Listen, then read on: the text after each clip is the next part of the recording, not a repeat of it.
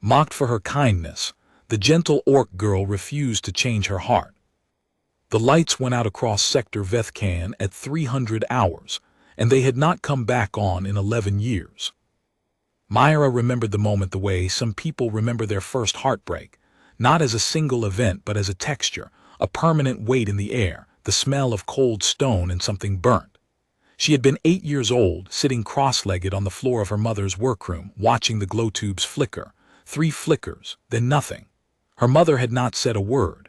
She had simply pressed her palm flat against the workbench, let out a long, slow breath, and begun working by hand. Myra had learned everything from that breath. Now she was 19, and her hands were permanently stained with conductive resin, and she could feel the resonance of a dead circuit the way some people feel rain coming.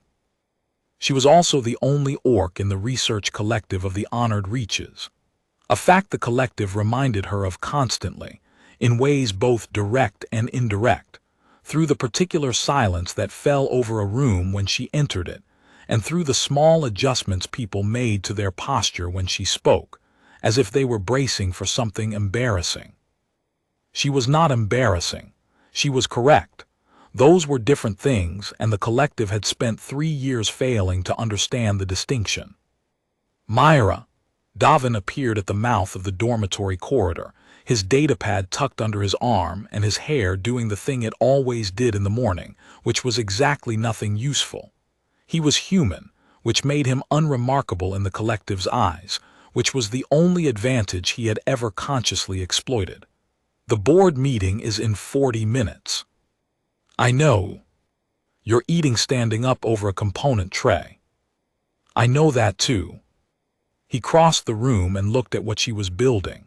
It was the 37th iteration of the same design, a resonance lattice no larger than her palm, built from reclaimed piezoelectric cells and 2 pieces of salvaged hull plating she had traded 3 weeks of meal credits to acquire.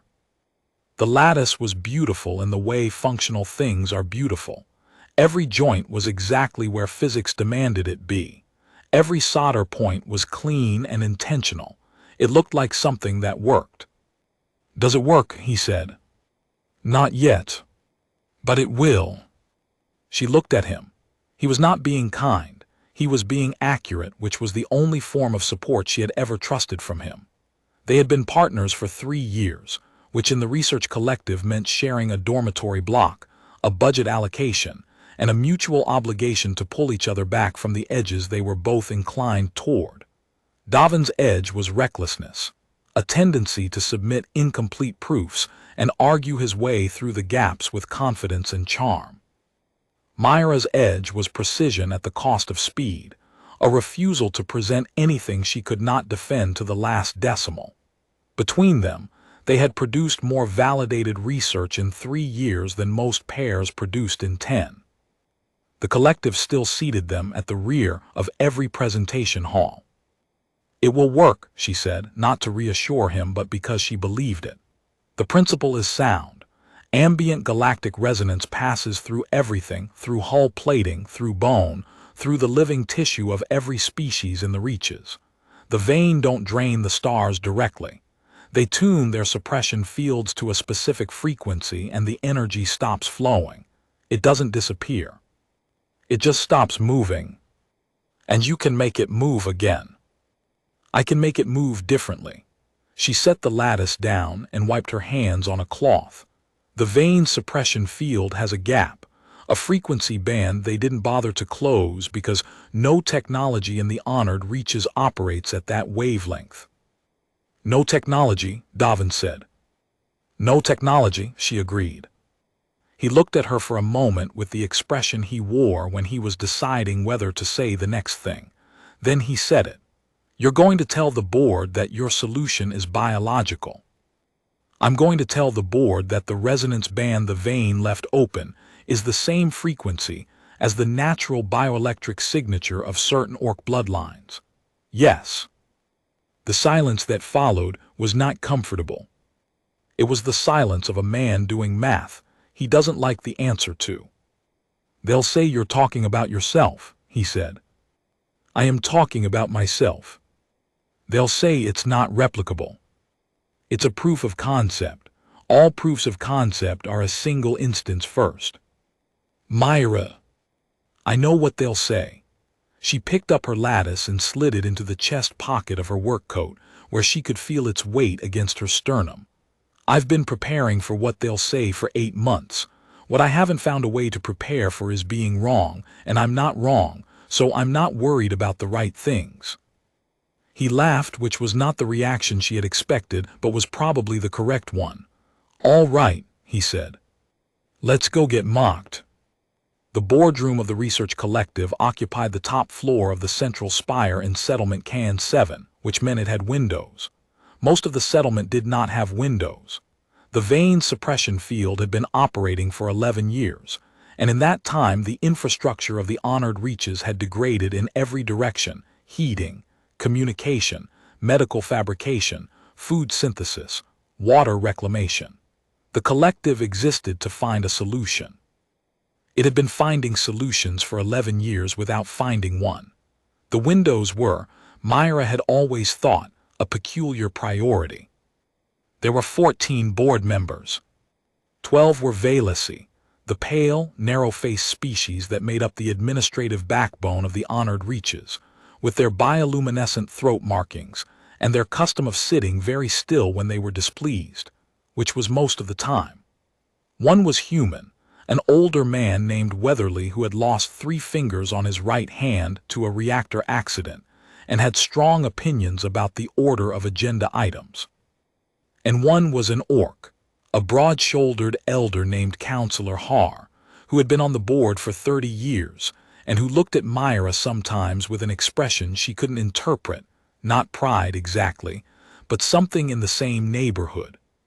She stood at the presentation podium with her datapad open and her lattice in her coat pocket, and her prepared remarks ranked in order of importance, so that she could abandon the least important ones first if she needed to. She didn't get as far as the prepared remarks. The agenda states this is a proposal for alternative energy collection, said board member Tessar, the eldest of the Valesi and the one most reliably immovable. Researcher Myra, summarize. The vein suppression field operates across a spectrum of 17 known frequencies, Myra said. It has a gap at frequency band theta-9. No existing technology in the honored reaches operates in that band. I have designed a lattice capable of collecting and amplifying ambient resonance at theta-9 and converting it to usable power. Brief silence, the kind that precedes questions designed to sound like questions but are actually conclusions. Theta-9, said Tessar, that is the bioelectric band. Yes. The biological resonance range of certain, he paused in a way that was precisely calibrated, non-standard species. The word sat in the room like something dropped. Myra kept her voice level. The lattice I've designed requires an initial calibration signal in the theta-9 band. That signal can be provided by a living body with a natural bioelectric signature in that range. Once calibrated, the lattice sustains itself. The biological component is only required for initial activation. So the proposal, said another board member, a Valesi named Seth whose marking patterns indicated high technical training and low personal warmth, is that we power the settlement using an orc. She had known it would be said this way. She had known for 8 months. The proposal, she said, is that we use a natural property of orc physiology to unlock a collection method the vein did not consider worth closing because they underestimated us, which is something the vein do. I would prefer we not do it too. Seth blinked. The bioluminescent markings in his throat dimmed slightly, which Myra had learned was the Valesi equivalent of being caught off guard. Weatherly, the human board member, leaned forward. How much power are we talking about? A single calibrated lattice, running continuously, would produce enough to restore basic life support for settlement Can 7. A network of 100 lattices would restore full function across the sector. 100, said Tessar. Yes, and each one requires this biological calibration. Once, at the beginning, then it runs indefinitely on ambient resonance. From a single source. From a single orc with the correct bioelectric signature. She met his gaze. There are roughly 40,000 orcs in the honored reaches. Bioelectric resonance at Theta-9 occurs in a standard distribution. Based on the research literature, approximately 1 in 800 individuals will carry sufficient amplitude. That is 50 individuals, conservatively, more than enough to calibrate a network. Silence again. This one had a different quality. Counselor Har had not spoken. He was watching her with that expression she couldn't name. This is theoretical, said Seth. You have no working prototype. Myra reached into her coat pocket and set the lattice on the podium. It was very quiet in the room. She pressed her palm flat against the lattice. She felt it the way she had always felt it, not quite electricity, not quite sound, something that lived in the space between them. The resonance in her blood that she had spent years being told was nothing, a biological quirk, an artifact, a sensitivity that polite people didn't mention. The thing that had made lab technicians shift uncomfortably when she placed her hands near unshielded components, and the instruments did things they shouldn't. The lattice lit. Not dramatically, not with a burst of light or sound. It simply began to glow, a steady, clean, blue-white luminescence that was not generated by any internal power source, because the lattice had no internal power source. It was collecting. It was working. Nobody in the room moved. After 7 seconds, she counted. Myra lifted her hand. The lattice continued to glow. Once calibrated, she said, it sustains. They rejected it anyway.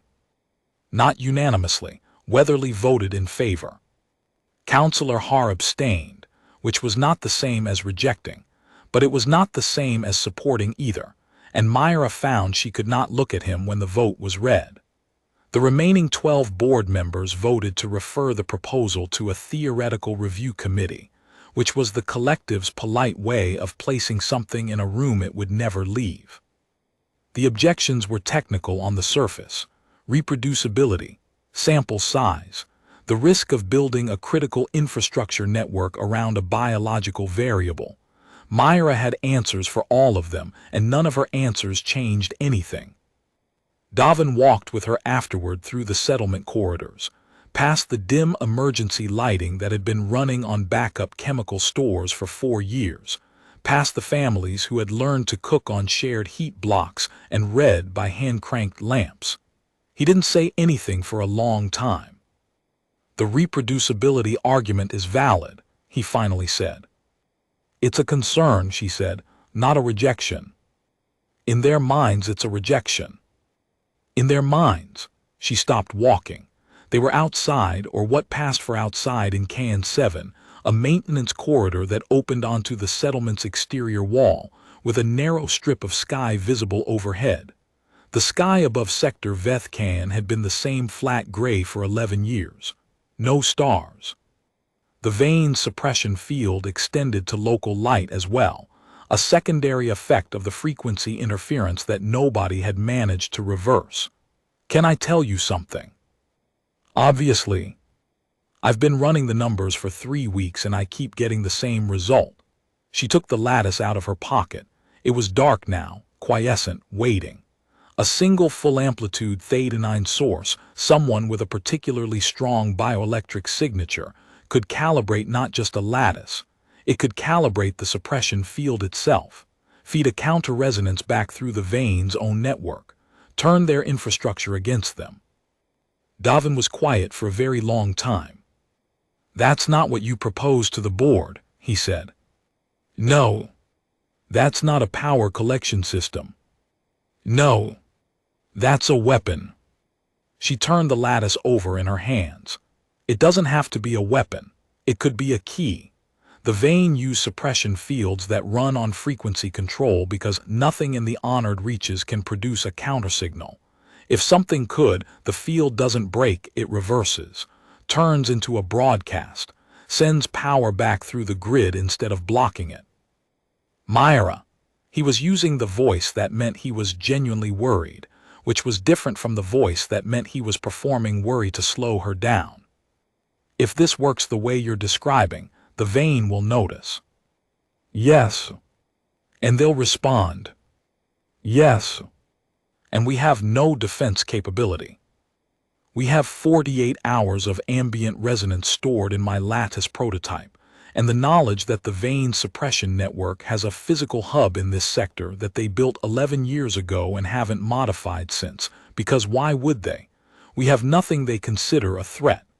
She looked up at the gray sky. I want to change that. The board just told you your power proposal is too risky. The board told me my power proposal is too dependent on orc biology. She put the lattice back in her pocket. I heard what they actually meant. I just don't intend to let it stop me. He stood there for a long moment. Then he said the thing she had been waiting for him to say. The thing he always said when he had calculated the odds and decided they were acceptable. All right, he said, what do you need? What she needed was 3 months. 22 salvaged components, 4 individuals from the orc community of Can 7 who were willing to participate in testing they could not fully disclose, and one night when the collective's monitoring systems ran their scheduled maintenance cycle and left a 6-hour window of reduced surveillance. She got all of it except the full 6 hours. She got 4.5. The 4 orcs who helped her were not researchers. They were workers. A water reclamation technician named Bada who had a bioelectric signature that nearly matched Myra's own amplitude. A maintenance engineer named Seth who had first discovered his Theta-9 resonance as a child by accidentally lighting up a decommissioned relay coil. And 2 sisters, Anda and Preth, who worked in the settlement's food synthesis bay and who had heard about Myra's proposal from Counselor Har and come to find her the following week.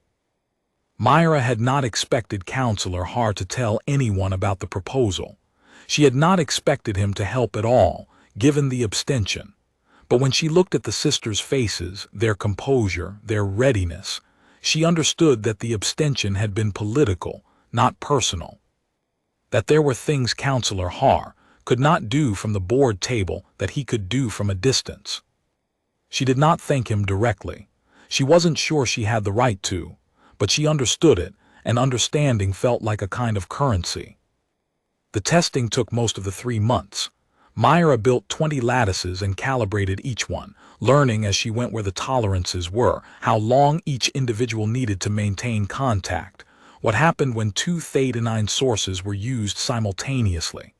The answer to that last question was the most important one. 2 sources didn't double the output. They amplified it, not linearly. Multiplicatively. She rebuilt her calculations the night she confirmed it, sitting on the floor of the storage bay they had been using, the failed lattice iteration stacked around her like a small city of silver and gray.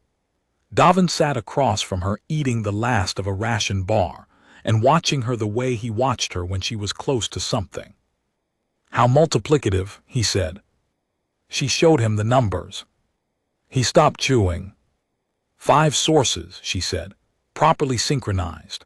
The combined resonance is sufficient to reach the suppression hub. She pointed to the sector map overlaid on her datapad. The hub was 7 kilometers from Can 7, built into the bedrock of a plateau that had been uninhabited before the vein arrived. It looked, from orbital imagery, like a geological feature. That was intentional. The vein built their hub to be invisible. They didn't build it to be defended because they didn't believe anything in this sector could threaten it. 5 sources, Davin said. You have 4. I have 4 volunteers. She met his eyes. I'm the 5th. He looked at her for a long time. Outside the storage bay, Can 7 hummed its gray ongoing hum, the sound of a settlement running on borrowed time, on chemical backups and careful rationing, and the collective refusal of 40,000 people to accept that this was permanent. I want to be clear about something, he said. You're going to say it's dangerous. I'm going to say you're the one who makes this work.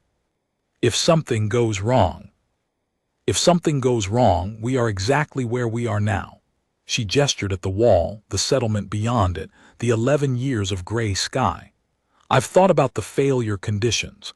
The worst outcome of attempting this is that we fail and the Vane notice us and increase their suppression, which would change our situation from dire to catastrophic.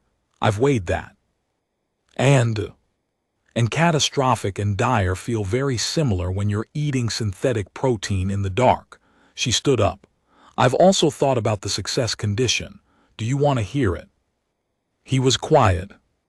If this works, she said, the lights come back on, not just here. The counter-resonance propagates through the Vane's own network, every suppression hub in the honored reaches.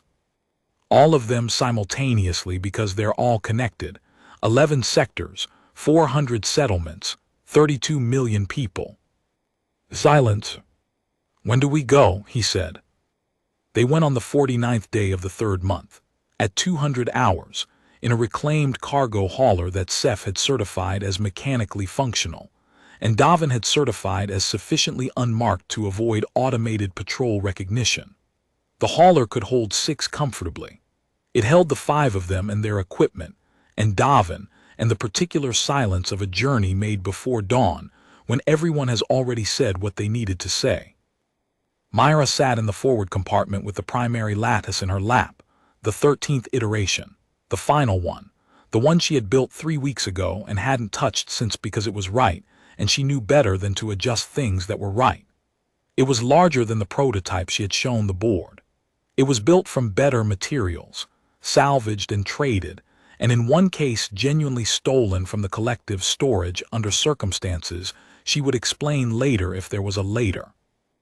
Around the lattice she had wound a thin copper wire and attached to that wire a sound transducer, the smallest one she'd been able to find, that she'd calibrated to a specific frequency, not the Theta-9 band, something adjacent to it. Something that existed in the electromagnetic overlap between machine function and human hearing. Bada noticed it first. What is the transducer for? Myra had been asked this question by Davin, and had given him a technical answer he had accepted without fully understanding. She gave Bada the real answer. When my mother worked, she said, she used to hum. She looked at the transducer. She didn't know she was doing it. It was something she did when she was working, when she was focused, a sound without words, just a pattern. I grew up hearing it in the walls of her workroom. She paused. I ran a spectral analysis on my own Theta-9 output 6 months ago. The frequency pattern is not random. It matches a melody, my mother's melody. Nobody spoke.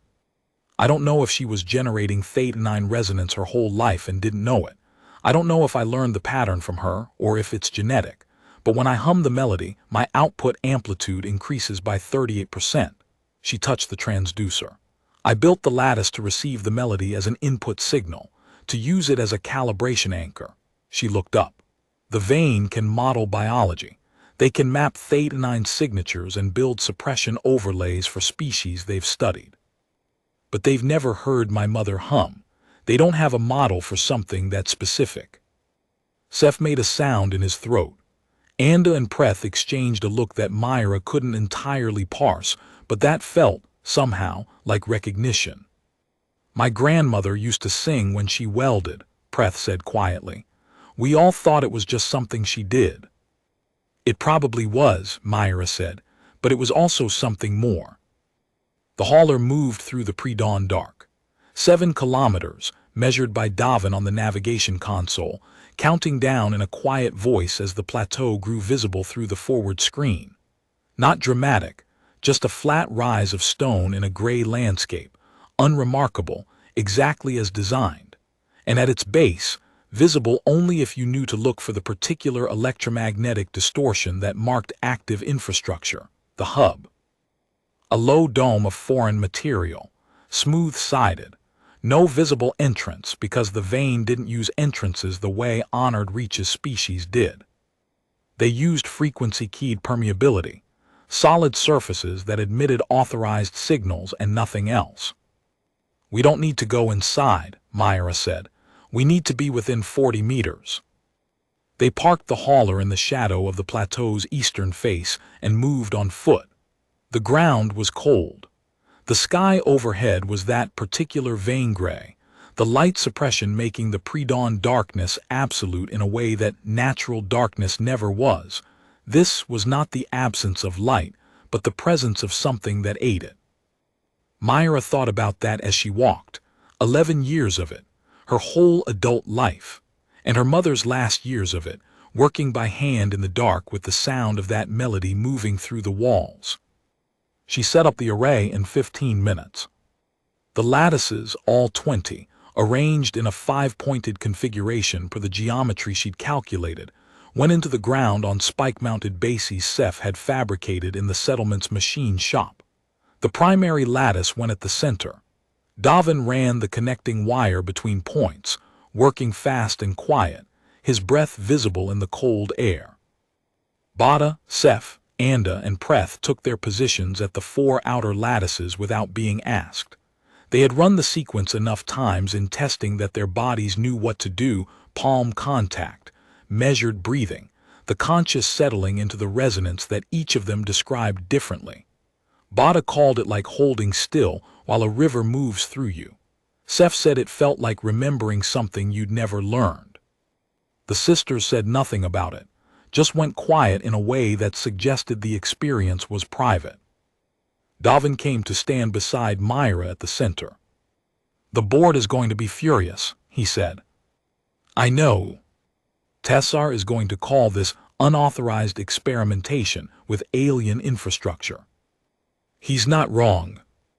Weatherly is probably going to give you a lecture about procedure. I'll accept the lecture. She looked at the hub. The electromagnetic distortion was stronger up close, a visible shimmer at the edge of perception, the eye trying to resolve something that light could not quite properly render. Davin. "Yeah.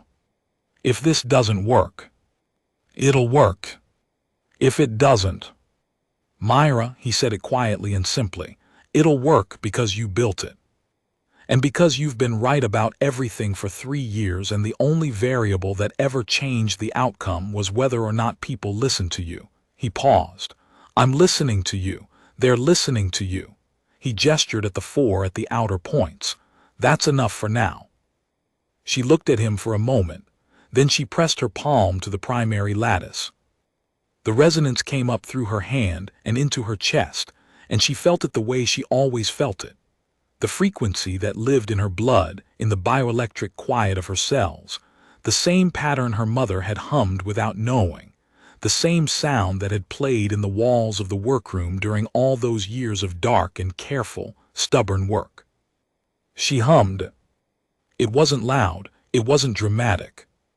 It was the shape of something she had known since before she could name it, a simple rising pattern, 3 notes ascending and then a held fourth, the sound her mother made when the solution was close, when the hands knew what to do even when the mind was still catching up. She felt the lattice respond, felt it pull the resonance out of her the way a wire pulls current, not draining, not exhausting, but channeling, using what was already there. At the outer points she felt the others. Not consciously, not as a network she could map, more like the way you become aware of warmth from 4 directions at once without knowing the source of each. Bada's signal was deep and steady, like a foundation. Seth's was quick and bright, almost nervous. Anda and Preth moved together in a way that suggested the synchronization between them was natural, genetic, the result of a lifetime spent in the same biological frequency. The combined resonance hit the primary lattice, and the lattice translated it, and the translation hit the hub and the hub. Nothing happened for 4 seconds. 5. 6. Myra kept humming. She did not stop because doubt had arrived. She stopped herself from stopping because doubt was not information.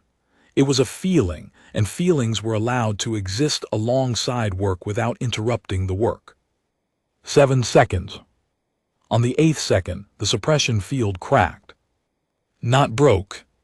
Cracked like ice under slow pressure, a sound below hearing, a structural failure propagating outward from the hub along the connections Myra had spent 8 months mapping. The veins network was designed to suppress. It was not designed to absorb a counter-resonance generated at its own frequency by biological sources it had no model for, because the vein had surveyed the honored reaches before the suppression and cataloged its technologies and never thought to catalog a melody. The crack became a shudder.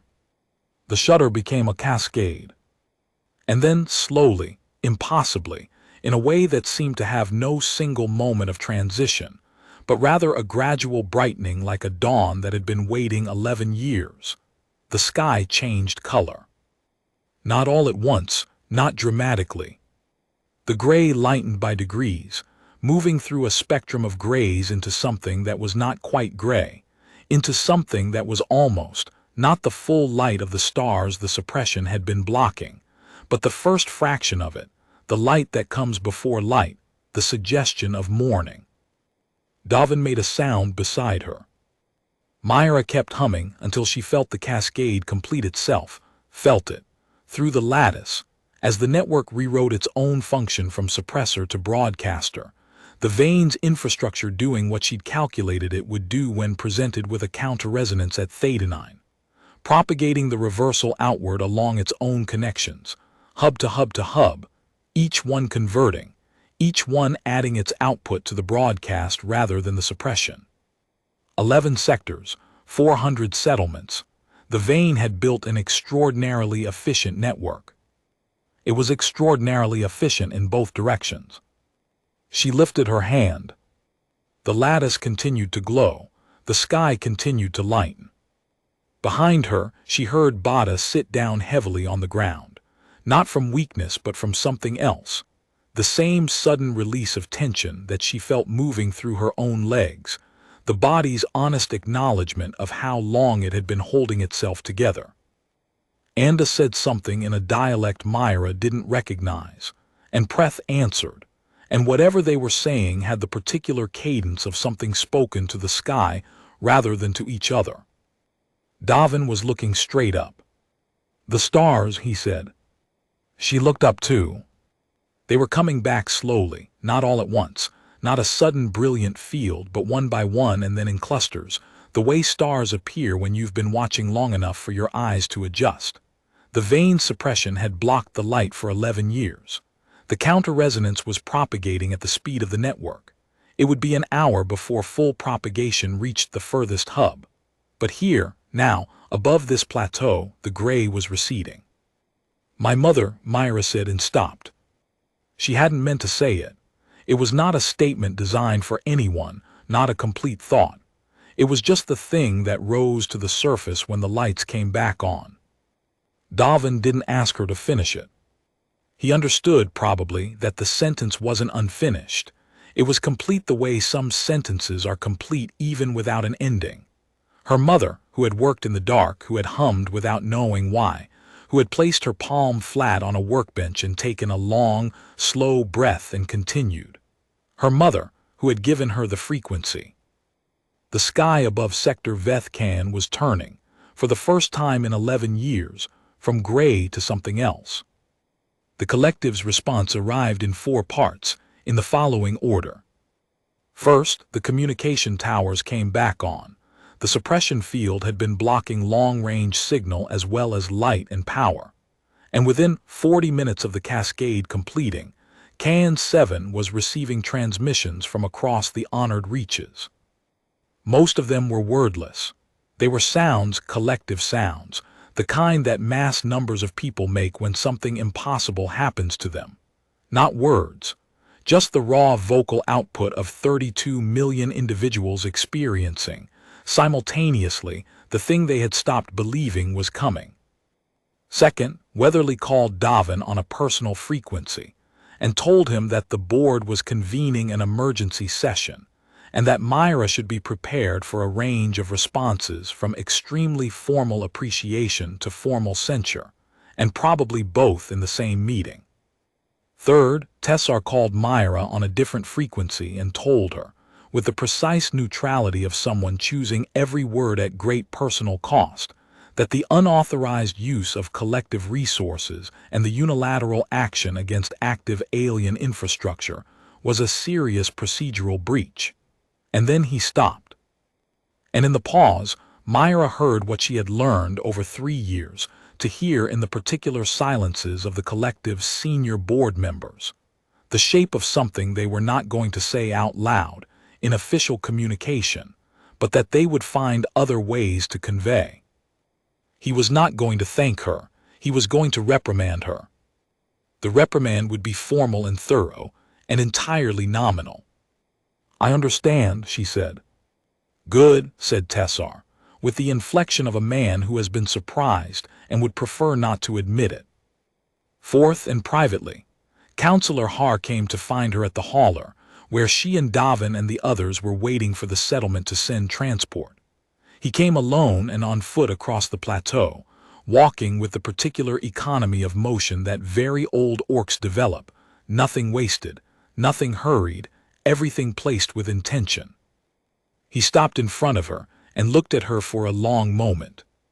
She looked back at him. "Your mother," he said, "was a water reclamation engineer in Can 3, before the suppression." Myra was quiet. "I knew her work," he said, "not personally, by reputation. She was considered the best diagnostician of failing reclamation systems in the sector. Colleagues said she could tell what was wrong with a system by listening to it." He paused. "They meant that as a metaphor." "It wasn't," Myra said. "No," said Counselor Har, "I don't think it was." He looked at the lattice array, still planted in the ground, still glowing in the early light of a sky that was no longer gray. "The abstention," he said. "You don't need to explain it." "I know I don't need to." He looked at her. "I abstained because a vote against the proposal would have killed it procedurally.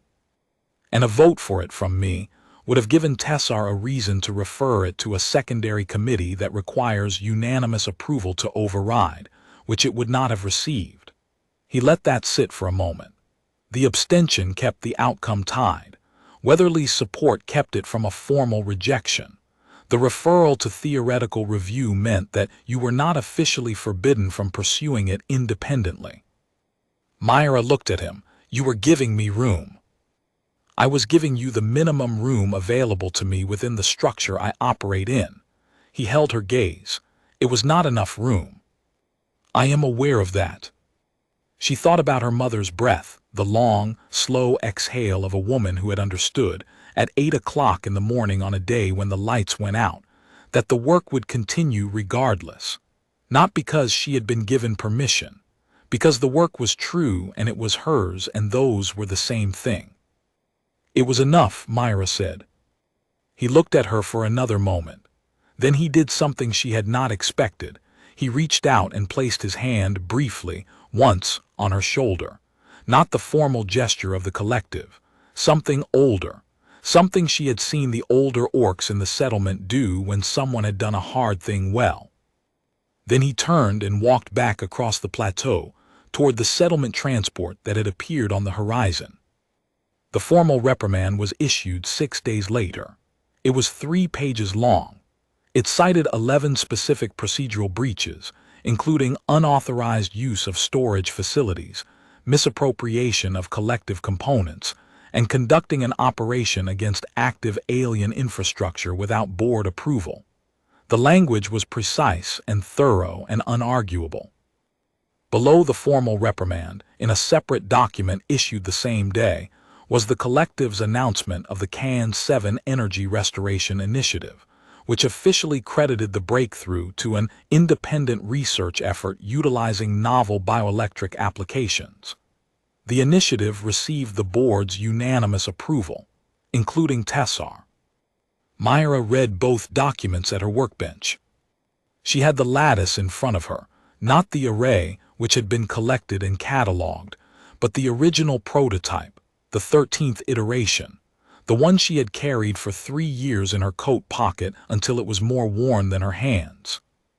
Davin came in with 2 cups of something hot and set one in front of her. "They're offering you a senior research position," he said. "Full resource allocation, No more rear-of-the-hall seating. I know. You're going to take it, obviously. Obviously. She picked up the lattice. The glow was faint now. It had been running continuously for 6 days, and the ambient resonance in the settlement was lower than it had been during the demonstration. The counterfield still propagating to the far sectors, the grid still rebalancing. It would stabilize. She had calculated it would stabilize. What I want to know is whether Weatherly is going to say "told you so" to Tessar. Davin sat down. Weatherly has been extremely dignified about the whole thing. It's making everyone uncomfortable. She laughed. It was a real laugh, the kind that came from somewhere genuinely surprised. She hadn't laughed she didn't count the months. It had been a long time. Outside the workroom, through the door Davin had left open, she could hear the settlement. Not the specific sounds, just the texture of it. The difference between 40,000 people managing a managed shortage and 40,000 people living in a restored system. It was a small difference. A difference of degree, of energy, of the particular ease that people carry when they are not conserving everything. She had grown up in the managed shortage. She wasn't sure she had known, until now, that the other sound was different. She set the lattice down and opened a new design file on her datapad. The grid was restored. The vein suppression network had been converted, but the vein would respond eventually. They always responded eventually, and when they did, they would come with a new frequency, a new suppression model, a new understanding of what they had underestimated. She was already thinking about the next problem. "What are you building?" Davin said. She turned the datapad so he could see the first rough sketch. A secondary lattice architecture, more complex than the first, designed for a different application. Not power collection, not frequency reversal. Something she had thought about on the hauler on the way back in the gray pre-dawn before the sky changed. "A communication system," she said. "Theta 9 band. If my mother could transmit that frequency without knowing it, other orcs can too. Not just in the honored reaches, anywhere Theta 9 biology exists, which is anywhere the vein have suppressed, because the vein suppressed every world with similar conditions, and those conditions correlate with similar biology." She looked at the sketch. The vein's network doesn't just connect the honored reaches. It connects everyone they've suppressed, if we can transmit at Theta 9. "You want to talk to them," Davin said slowly. "I want to let them know we're here." She looked up. The vein left a gap in their field because they thought nothing in it had a voice. "I want to find out who else was told they had nothing to say." He was quiet for a long time. Then he picked up a stylus and reached across to the datapad and drew a small addition to the sketch, a modification to the receiver architecture that improved the signal-to-noise ratio. A small thing, right? She looked at the modification. She looked at him. "You're going to need a bigger prototype," he said. She turned back to the design. Outside, the sky above Sector Vethkan was light, the full, unblocked light of stars that had been there all along, shining through 11 years of gray and doubt and careful, stubborn, continuing work. She began to build. Her mother had taught her that. Not the science, though the science had come from her too, one frequency at a time, one breath at a time, through walls and workrooms and the long years of managed dark. But the other thing, the thing underneath the science. You press your palm flat, you take a long, slow breath, you hum the melody. And you continue. The first transmission came 17 days later. Myra was in the new lab, a proper lab now, with full resource allocation and walls that didn't need to be borrowed, when the receiver array registered an incoming signal at Theta 9. Not a data packet, not a coded message, just a signal, faint and intermittent, from a direction that the sector maps indicated was deep void. Uncharted, no known settlements. She recalibrated twice and confirmed it both times. Davin was beside her when she ran the spectral analysis. The output appeared on her display in a cascade of frequency bars, and she looked at them for a long moment before she understood what she was seeing. Not random noise, not a natural emission, not equipment artifact. A pattern. A simple pattern, 3 notes ascending, and then a held fourth. The shape of something very old, being done by something very far away. In the only frequency band the vein had left unguarded, because they had looked at the species they suppressed, and concluded that nothing in the gap had a voice worth hearing. Myra's hand found the edge of the console. She had sent the message 48 hours after the lattice network came online. Not words, she didn't know their words, whoever they were. She had sent the melody, her mother's melody, the frequency of something stubbornly continuing. And something, somewhere in the dark, had heard it. "They're there," Davin said quietly. "Yes." "How far?" She looked at the signal delay, ran the calculation. The number that came back made her sit down, which she didn't do often. "Far," she said. The signal would have been traveling for a long time. She looked at the frequency pattern again, the rising 3 notes, the held fourth, not identical to what she had sent, slightly different, adjusted for a different bioelectric signature, a different voice, but the same structure, the same essential shape. She had not invented the melody. She had never thought she had. She had assumed it was her mother's. Now she was revising the assumption. It was older than her mother, older probably than the vein. It was whatever frequency a particular kind of living thing naturally moved toward when it was working in the dark, when the hands knew what to do even when the mind was still catching up.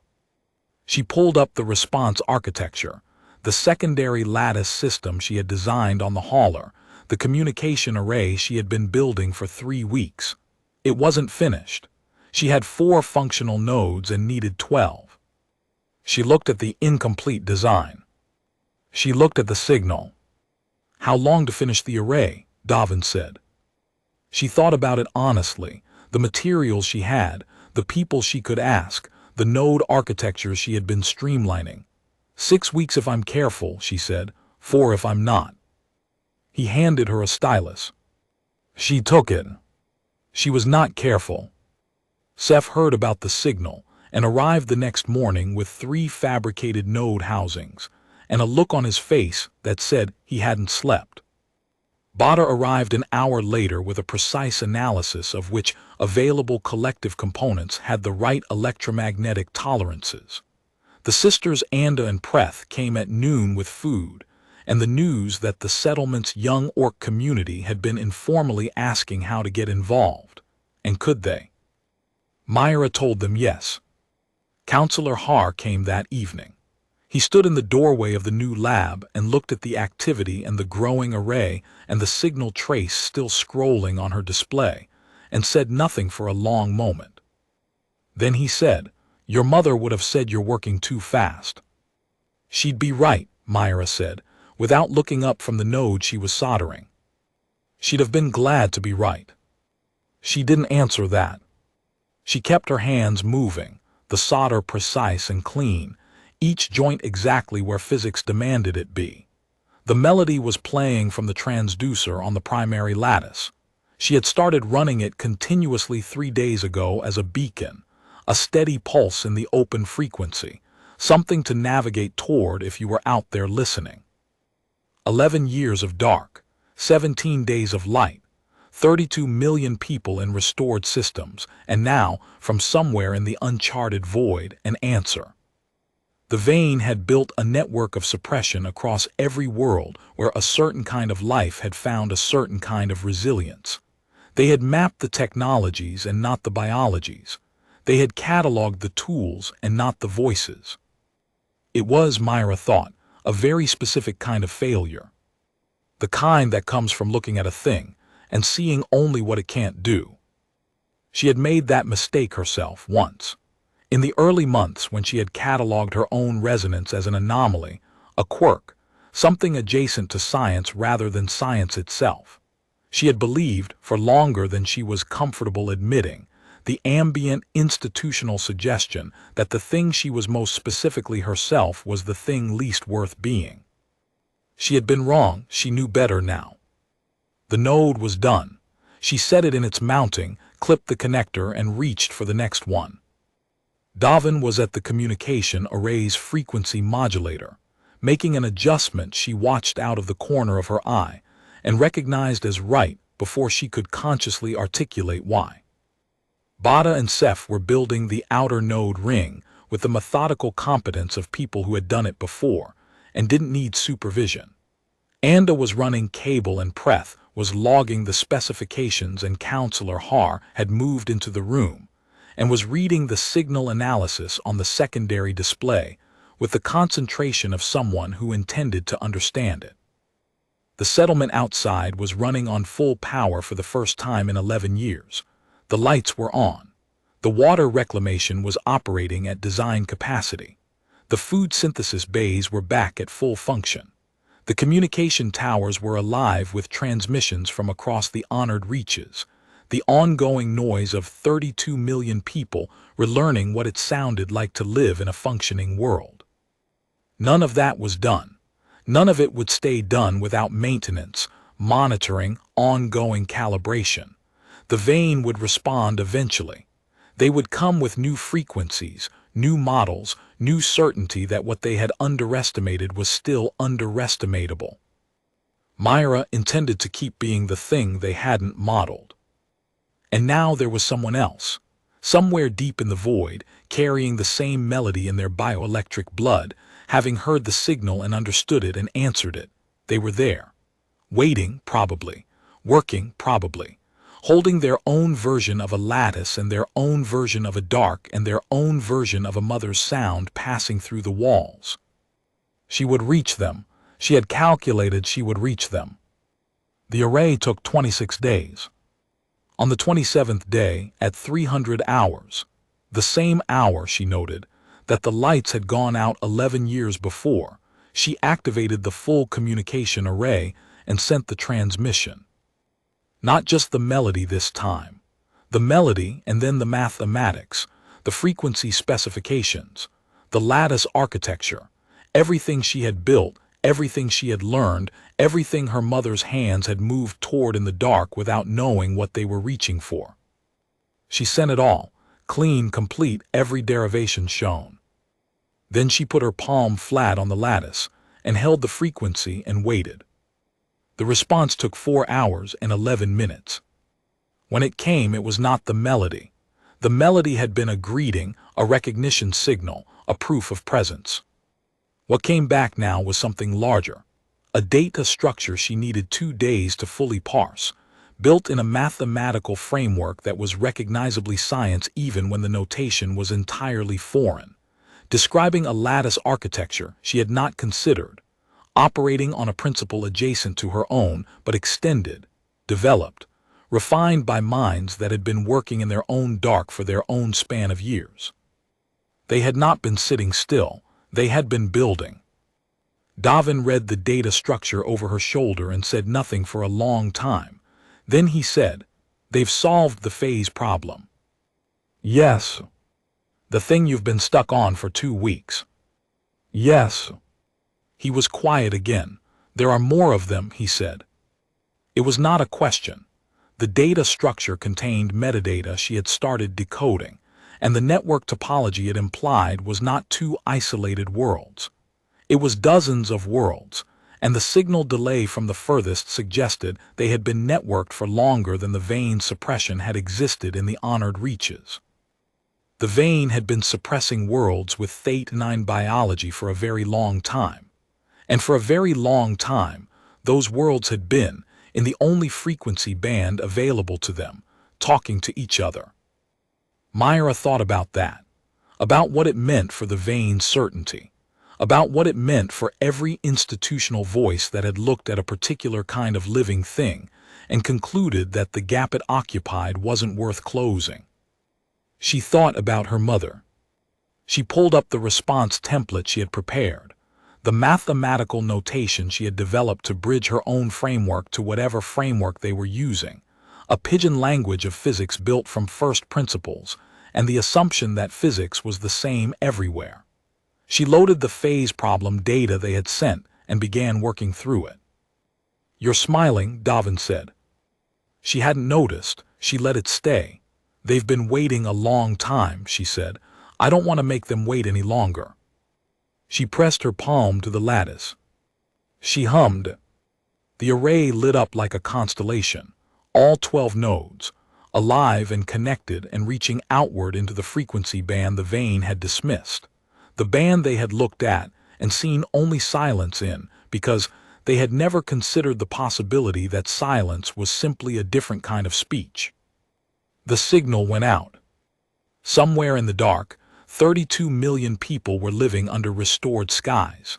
Somewhere further in the dark, an unknown number of worlds were carrying the same frequency in their cells, waiting, working, continuing. Myra kept building. Her mother had taught her that. You press your palm flat, you take a long, slow breath, you hum the melody. And you continue. The third transmission came from a direction she hadn't expected. Not from the deep void. From within the honored reaches themselves. From a sector so thoroughly suppressed that the collective's maps had listed it as uninhabited for 30 years, which had always struck Myra as an odd designation for a place the vein had considered worth building a suppression hub over. The signal was faint, compressed, and clearly being generated by a very small array with very limited power. But the carrier frequency was thetanine, and the mathematical structure underneath it was recognizable, not the same framework as the deep void contacts, not her own architecture exactly, but something that had evolved in parallel toward the same principles. She stayed up the entire night parsing it. Davin fell asleep at the secondary console around 200, and she left him there, covering him with her work coat because the lab ran cold, and continued alone in the particular silence of late-night problem-solving that she had spent most of her life inside. By morning she had a translation. The signal was from a single individual, a researcher, she thought, from context, who had been working in isolation for what she estimated was 6 to 8 years. The message was not a greeting. It was not a test signal. It was a finished technical paper, compressed into a carrier signal and broadcast into the only available frequency in the hope that someone would be listening. The paper described a method for extending lattice stability under active vein suppression during a period of frequency shift. The exact problem Myra had spent the last week calculating contingencies for.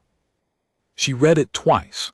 Then she sat back in her chair in the cold lab with the light of the display on her face, and felt something she recognized as the particular quality of being less alone in a problem than you thought you were. She began preparing a response at 500. By 600, Davin was awake and reading over her shoulder, and making the small, precise notations in the margin of her work that meant he was seeing it clearly. By 800, she had her reply ready. She sent it at 810, the technical response, the full network topology, the contact protocol, the knowledge that they were not broadcasting into silence. The reply came back in 3 hours and 40 minutes. It was not another paper. It was a single short transmission, barely enough bandwidth to carry. We have been transmitting for 4 years. We did not know if anyone could hear. She typed back, "We hear you. We are building something. We would like your help." The response delay was shorter this time, as if they had been sitting at their array, waiting, not quite daring to step away. "Yes, tell us what you need." Myra looked at the message for a long time. Then she pulled up the full architecture of what she was building, not just the communication array now, not just the power network, but the larger thing she had been sketching for 3 weeks in the margin of her technical notes, the thing she had not named yet because naming something too early gave it a shape before you understood what shape it needed to be. A network, not a power network, not a communication network, both. And underneath both, the thing that made both possible, a web of thetanine sources distributed across every world the vein had suppressed, each one a node in a system the vein's own infrastructure would carry, their suppression network repurposed as the backbone of the resistance they had prevented. 11 sectors in the honored reaches. dozens of worlds in the deep void context topology, an unknown number of isolated researchers transmitting into silence and hoping. The Vane had built a very efficient network. She began to write the architecture document. Not a proposal, she was done writing proposals for people to vote on. A design. Clean, complete, every derivation shown, built to be handed to every isolated node and every Theta-9 source who wanted to build toward it. Davin read the first section over her shoulder and said nothing for a while. "That's not a counter-suppression system," he said eventually. "No, that's a civilization." She looked at the document. At the 17 pages of initial architecture representing maybe 3% of what the full design would eventually be, built from the work of a researcher in an isolated sector who had been transmitting into silence, and a pair of young scientists in a dormitory workroom, and 4 workers who had discovered their own resonance and chosen to do something with it, and an old counselor who had given what room he had, and all the unnamed others out in the dark who were working toward the same place from different directions. "Yes," she said, "I think it is." She pressed her palm to the lattice. She hummed the melody. And somewhere in the honored reaches and in the deep void, and in a suppressed sector that the collective's maps called uninhabited, in a lab where a single researcher had been sending papers into silence for 4 years, the signal went out. Steady, clean, not a declaration, not a victory speech. Just the sound of something continuing. The Vane would come with new frequencies. They would build new models and assign new suppression bands and adjust their certainty upward in the places it had failed. They would look at what had happened and begin preparing for the next version of it. Myra would be ready for the next version. She was already thinking about the version after that. She had been told, in a dozen ways and by a dozen voices, that the gap she occupied was not worth closing, that the frequency in her blood was not science, that the thing she was most specifically herself was the thing least suited to the work. She had not changed her heart. She had not hardened it, which would have been easier. She had not let the mockery calcify into the kind of useful armor that stops working once the fight requires you to feel something. She had kept it exactly as it was, open, precise, stubborn, attentive to the small things, the burn on a solder point, the held breath before a cascade, the melody in the walls of her mother's workroom. The Vane had suppressed 32 million people by understanding their technology and not their biology. Myra intended to introduce them to the difference. She worked until midnight. When she finally stopped, the lab was warm. Davin had adjusted the heating at some point without mentioning it, and the communication array was running on its own steady pulse, the melody cycling out into the Theta-9 band at intervals, a consistent signal, a landmark in the frequency. She put her work coat back on. She picked up the original lattice, the 13th iteration, the one she'd carried for 3 years, worn and familiar and still glowing its faint steady blue-white, and slipped it into her pocket. She walked to the window of the new lab. The sky above Sector Vethkan was full of stars, not the suggestion of stars, not the first sparse returnees she had watched appear on the plateau. The full field, the sky as it had been before the Vane, as it would have looked to every generation before hers, as it had looked to her mother before the lights went out. She stood at the window for a long time. Then she turned back to the work, because the work was not done, and the work was what she was, and she was not the kind of person who confused stopping with finishing. She pressed her palm flat. She took a long, slow breath. She began,